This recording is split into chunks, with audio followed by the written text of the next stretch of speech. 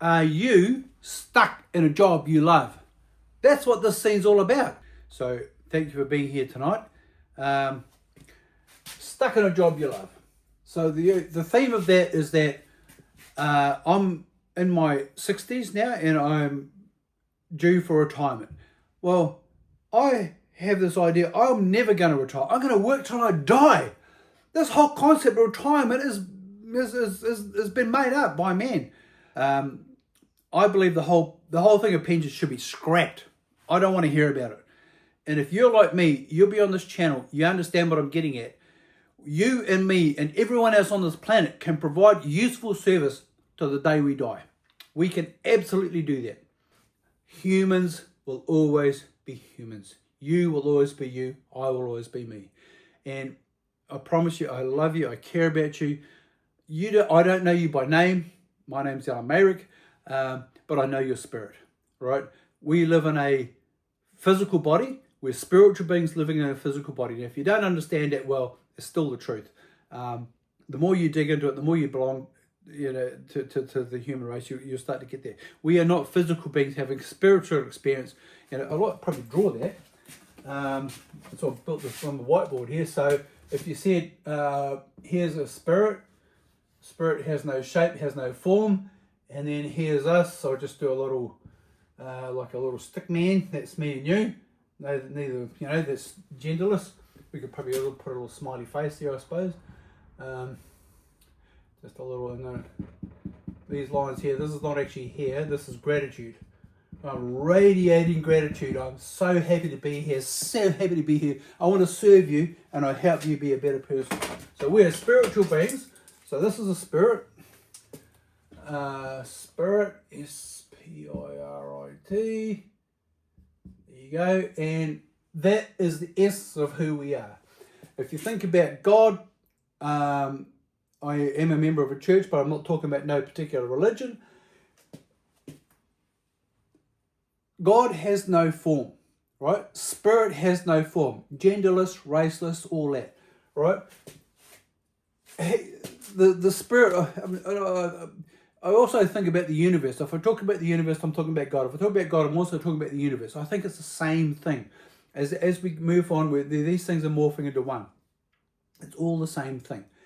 So we're spiritual beings living in a physical body. We've been given this physical body to look after and do what we need to do with, and we are doing God's work. And that's and they say, what is God's work? The point I'm trying to make here, we're spiritual beings and we live in a physical body and we do, my pen's drying out. But anyway, that's kind of how it works. There are things that we can do on this earth, and I feel called to serve this message, to say that you can do exactly what I'm doing. Now, you're not going to do it how I'm doing it. You're going to do it how you do it.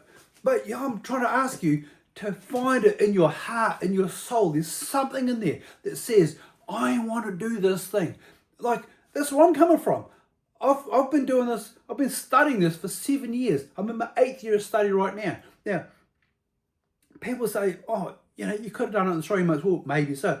I'll say, if I had done this 7 years ago, 7 years and 9 months or something ago, I would not be giving you the same message I'm giving right now. I have been called to give you this message right here, right now. It's 2025. In my heart, I believe this year is going to be the year the world is going to go topsy-turvy. And I've been called on this earth to be here at this time to help people like yourself who are looking for an answer to watch this kind of video. We are spiritual beings living in a physical body. You've been called to do something. Now, I can tell you now, I built this little studio here. This is actually my workshop. I'm calling it my studio now. And as time goes by, I'll build better lighting and all that sort of stuff. So it's a camera on a tripod, and I've got just a standard light. This is just a cheap lemon board. It's on a little hingy thingy. And when I go out, when I finish the video, this goes up and it clips onto the roof. And then I've got my workshop in behind here. You see, that goes up like that, and there's all my stuff in there. So, yeah, anyway, that's neither here nor there. I don't know if I might edit that bit out.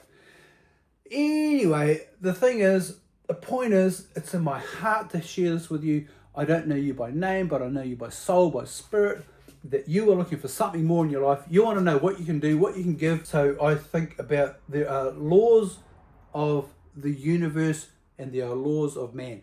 Man's laws can be changed, man's laws can be broken.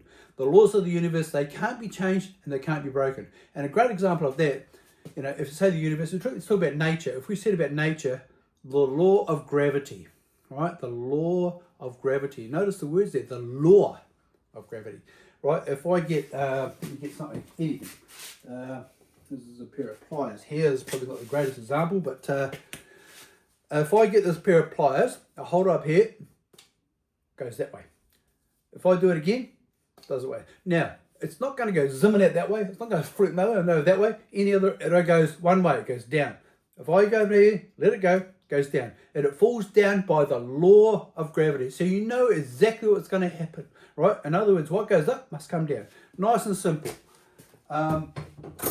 So this is the law of the universe, and it is repeated so many times. I did a Tony Robbins course years ago, and somebody has gone through the Bible, and it's something like in the order, a little under 600, can't remember the exact number now, 592, 596, something like that. It says the exact same thing in different ways, 596 different ways. Do unto others as you have them do unto you.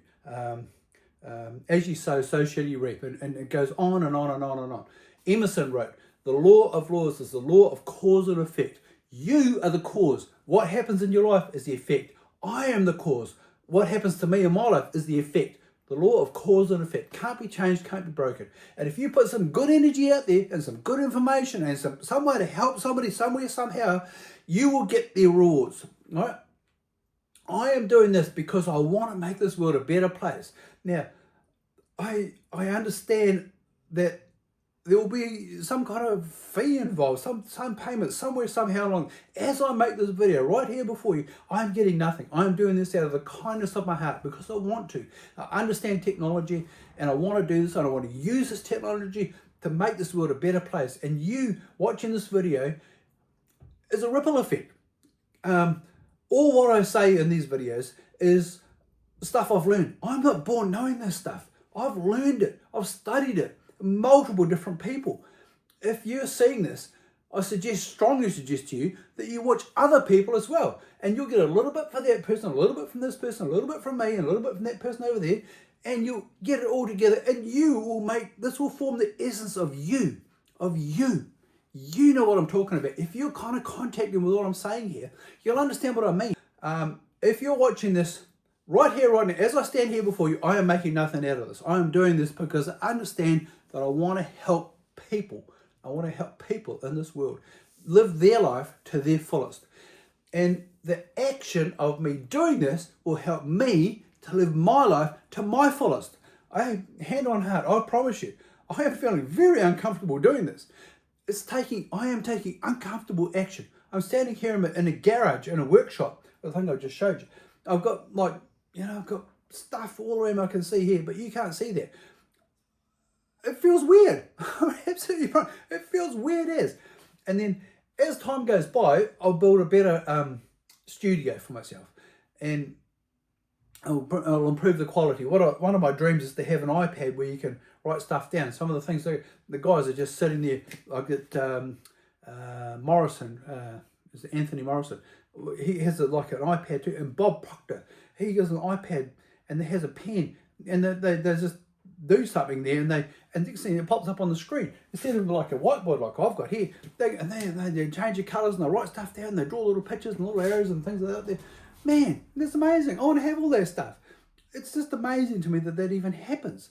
And as I'm speaking to you right here, right now, this is happening instantaneously. I'm saying this to you. In the universe, in the spirit world, this world up here, there is no time. It's a different dimension. There is no time. We have time here on Earth, on this planet. We have, 1 second follows the next second, 1 day next follows the next. And I believe in the spirit world, there is no time. And that's why there's people they're very spiritual people who have said, if there's a way to make send a message back to the living, they'll do that. Well, no one's ever done that. It's a different dimension, and we cannot access that dimension. It's like, some of the science fiction movies say there's life in the crystalline form or something like that. Well, we can't access that life form in crystalline form because we're human, we're blood and bone, and we need oxygen and water to live and things like that.